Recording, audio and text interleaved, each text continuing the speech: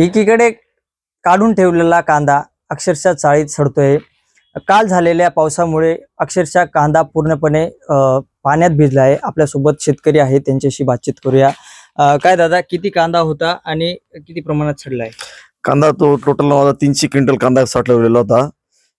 शेती मालाला भाव पण नाही येता, त्याच्यामुळे साठवलेला होता तो कांदा चाळीत भरलेला होता। पण त्याचे हे असे हाल झालेले, वाटत नव्हतं शासनाने काही कुठल्या गोष्टीवर भावाकडे बघितलं नाही ना, काही कुठल्या याच्या म्हणजे शेतकऱ्याकडे बघतच नाही ते। आता शेतकऱ्याला डिझेल वगैरे सुद्धा भेटत नाही ना, काही नाही, कोणत्या पद्धतीने शेती तयार करायची किंवा ह्या गोष्टी कुठपर्यंत योग्य आहे आता सरकारलाच कळायला पाहिजे। या गोष्टी शासनावर काही कारवाई करायला पाहिजे शासनाने। नक्कीच, एकंदरीत आपण जर बघितलं तर नाशिक जिल्ह्याला कांद्याचा आगर म्हणून ओळखले जाते आणि अशा प्रकारे शेतकऱ्यांचे जीव जे आहे मेटाकुटीस आला आहे। वैभव सोनवणे, LS मराठी, मालेगाव।